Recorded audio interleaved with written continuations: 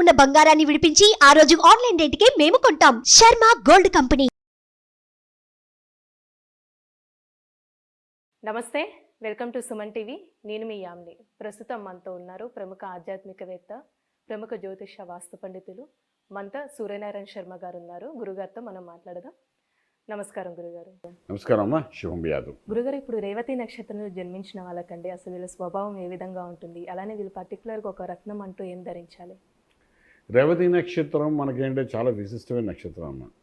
27 నక్షత్రాల్లో ఆఖరి నక్షత్రము. అలాగే 108 పాదాల్లో రేవతి 4వ పాదం అనేది ఆఖరి పాదం అంటారు. 108 అనే దానికి మనకు ఒక విశిష్టత ఉంది. మనం ఏ మంత్రం జపం చేసినా 108 సార్లు చేయాలంటాం. నక్షత్రాల్లో ఆఖరి నక్షత్రం, దానికి అధిపతి బుధుడు. అది మీనరాశిలోని. మీనరాశికి అధిపతి గురుడు, ఈ నక్షత్రానికి అధిపతి బుధుడు. ఇద్దరు మంచి గ్రహాలే, కానీ ఇద్దరికి పడదు. ఓకే, సో ఇక్కడ ఏంటంటే బుధుడు ఏం చేస్తాడు, గురుడు ఏం చేస్తాడంటే రాష్ట్రాధిపతి అంటే మీనరాశికి అధిపతి గురుడు ఏం చేస్తాడు, జ్ఞానకారకుడు. బుధుడు చూస్తే మేధస్సుని ఇచ్చేవాడు. సో జ్ఞానం వేరు, మేధస్సు వేరు.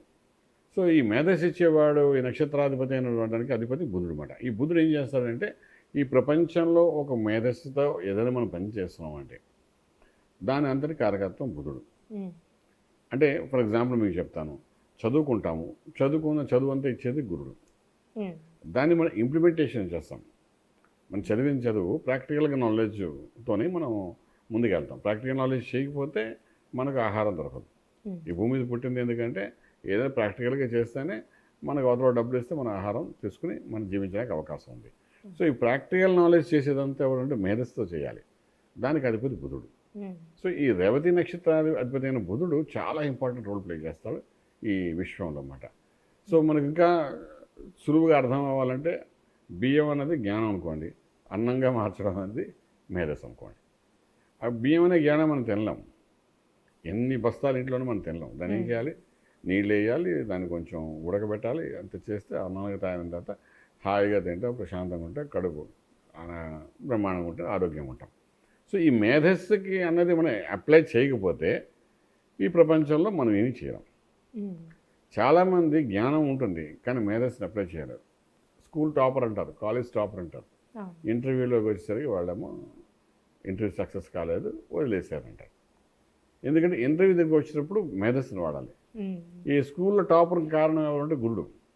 జ్ఞానం ఇచ్చాడు, చదువు ఇచ్చాడు, అదేదో సినిమాలో చెప్పినట్టుగా బ్రహ్మాండంగా టాపర్ అయిపోయాడు, బాగానే ఉంది. ఇంటర్వ్యూలో అటెండ్ అయ్యి సక్సెస్ అయ్యాడా, ఇంటర్వ్యూ వెళ్ళడానికి భయం వేస్తుంది వాడికి, ఎందుకంటే బుధుడు సరిగ్గా లేకపోతే.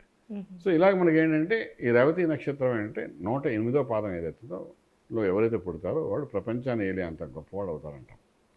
అస్ట్రాలజికల్గా చాలా ఇంపార్టెంట్ రోల్ ప్లే చేస్తున్నారు. ప్రపంచం వెళ్ళాలంటే ఎంత మేధస్సు ఉండాలి. సో అంత గొప్పవాళ్ళు అవుతారా. ఇంకా మళ్ళీ ఇఫ్స్ బర్డ్స్ కండిషన్స్ బోర్డు ఉన్నాయి చెప్తారు కదా, ఇన్సూరెన్స్ కంపెనీ వాడు కింద కండిషన్స్ ఫాలోస్ అంటారు కదా. అలాగే జ్యోతిశాస్త్రంలో బోర్డు అని కండిషన్స్ ఉన్నాయి, మీకు చెప్పేస్తాం. కానీ అన్లెస్ అంటిల్ ఈ లగ్నం ఇది ఇదై బుధుడు పలానా ప్లేస్లో ఇలా ఉండాలి, ఇలా బోర్డు రకాల కండిషన్స్ ఉంటాయి. బట్ బేసిక్ ఏంటంటే బుధుడు లేని జీవితం అన్నది వ్యర్థం. మీకు సోర్స్ ఆఫ్ ఇన్కమ్ ఇచ్చేవాడు, రిసోర్సెస్ పెంచేవాడు, అలాగే ఆర్థిక వనరులు ఇచ్చేవాడు. ఆర్థికంగా ఏ పూట మనకి ఇబ్బంది లేకుండా ఎందుకంటే finance is something like oxygen to the man.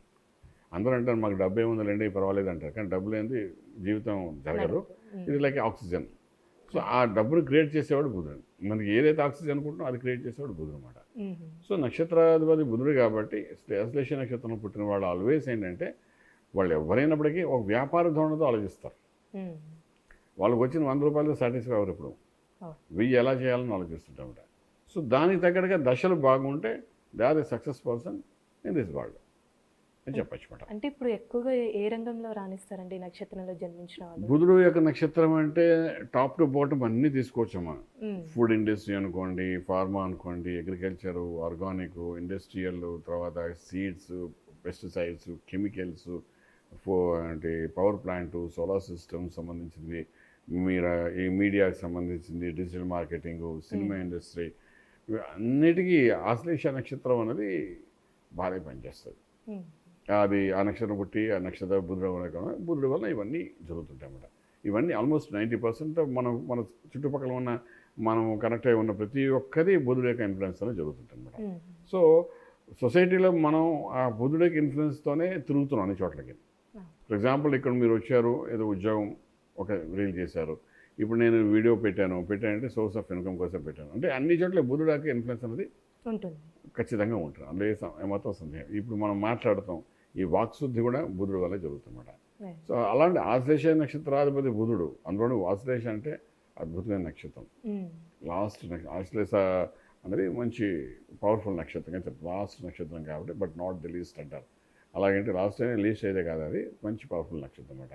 అంటే ఇంత సోర్స్ అంతటిని అక్కడ ఆపుతాం. ఒక తపస్సు చేసే వ్యక్తి ఉన్నాడు, యోగి ఉన్నాడు, ఒక వాక్చాతుర్యంతో చెప్పే ప్రవచనాలు చెప్పే మహానుభావులు ఉన్నారు, అలాగే మన జ్యోతిష్యులు ఉన్నారు, ఇలాగా మెడికల్ రంగంలో మెడికల్ రిప్రజెంటేటివ్స్ ఉన్నారు, అలాగే సీఈఓలు, కంపెనీల సీఈఓలు ఉన్నారు. వీళ్ళందరూ ఈ ఆశ్లేష నక్షత్రం పుట్టి అధిపతి బుద్ధుడైన వాళ్ళు వీళ్ళందరూ ఏంటంటే అలాంటి వాటిలో మిగిలిన వాళ్ళకంటే ఒక ఆకు ఎక్కువగా సక్సెస్ఫుల్గా కనబడడానికి అవకాశం ఉంటుంది. అలానే ఈ నక్షత్రంలో జన్మించిన వాళ్ళకంటే రాజకీయ నాయకులు అసలు ఏ విధంగా రాణిస్తారు వీళ్ళు? రాజకీయ నాయకులు ఏముందమ్మా, కెమెరా ముందు మాటలు బాగా మాట్లాడతారు, ఈ రకంగా ఉన్న వాళ్ళు సమన్వయపరుచుకుంటూ వెళ్తారు. కానీ ఫీల్డ్లోకి వెళ్ళేటప్పుడు మాత్రం ఏం చెప్తారో, ఫీల్డ్లో ఏం చేస్తారో దానికి చాలా వేరియేషన్ ఉంటుంది. చేయడానికి మళ్ళీ వేరే గ్రహాలు అనుకూలం ఉండాలి. వీళ్ళు మాటలతోనే కడుపు నింపేస్తారు, 100% డౌట్ లేదు. ఇప్పుడు మేము మాట్లాడతాం, అవతలకి హ్యాపీ అయిపోతారు, మాకు రావాల్సి మాకు వచ్చేస్తాయి. ఇలాంటివన్నీ చేస్తారు వీళ్ళు. అంటే మాటల్లో ఒక బలం ఉంటుంది. అలాగే సొసైటీని మార్చేది కూడా వీళ్ళే. సొసైటీలో ఒక మంచి చెప్పాలనుకున్నా, ఒక ట్రెండ్ సెట్ చేయాలన్నా, ఒక ప్రవచనం చెప్పే ఆయన ఉంటారు, అలా కొన్ని లక్షల మంది ఆయన ప్రవచనాలు వినడానికి ప్రయత్నం చేస్తారు. అన్ని లక్షల మంది అలా కూర్చోపెట్టగలిగారండి అంటే ఆ మాటకు ఒక బలం ఉన్నట్టు కదా. ఆ బలం ఏదంటే బుధుడికి బలం. అయితే వాళ్ళు మాట్లాడారు. బుధుడు ఎవరు? ఆశ్లేష నక్షత్రాధిపతి బుధుడు. సో ఈ నక్షత్రం పుట్టి ఈ బుధుడు యొక్క సంబంధించిన బలంతో ఎవరైతే ముందుకు వెళ్తున్నారో డెఫినెట్గా they are the one way of dictatorship ఉంటుంది. అంటే అలాగే క్రూరంగా ఉండదు, సాత్వికంగా డిక్టేటర్షిప్ ఉంటుంది అందులో. So is a successful man అని చెప్పచ్చు ఈ నక్షత్రం జన్మించి. అలానే వీళ్ళకి ఎలాంటి రత్నం అంటే మంచిదండి ధరిస్తే? పచ్చ పెట్టుకోమని చెప్తాం అన్నమాట. ఆకుపచ్చ ఉంగరం అంటారు, ఇది జాంబియన్ పచ్చ అంటారు, తర్వాత ఇక్కడ సపోటా మైన్స్ అంటారు, కొంతమంది దీన్ని గరుడు పచ్చ అంటారు అంటారు. జాంబియన్ మైన్స్ అంటే ఇదంటే సౌత్ ఆఫ్రికాలో ఉండే మైన్స్ అనేవి. ఇది కూడా ఎలా తయారవుతుందో మీకు 2 నిమిషాలు చెప్తాను. ఇది ఏంటంటే ఆల్మోస్ట్ మనకు వాల్కోనో మాయింటన్స్ ఉంటాయి కదా, అగ్నిపర్వతాలు ఉంటాయి కదా, ఒక్కసారి పేలినప్పుడు ఏంటంటే ఆ లావా వచ్చి అలాగా పారుతూ వెళ్తుంది, ఎండిపోతుందన్నమాట. అలా ఎండిపోయిన కొండల్లా తయారవుతాయి. ఇవి చల్లారిన తర్వాత ఏంటంటే మన వాళ్ళు అవి మైన్స్ లాగా ఉండి ఆ కొండలు తవ్వుతుంటారు. తవ్వుతున్నప్పుడు ఈ లావా యొక్క జలం ఏదైతే ఉందో దాని నుండి పుట్టుకొచ్చింది, ఆ మైన్స్కి పుట్టుకొచ్చింది ఇది ఎమరాల్డ్ అనమాట. సో ఇది భూతత్వానికి సంబంధించిన రత్నం.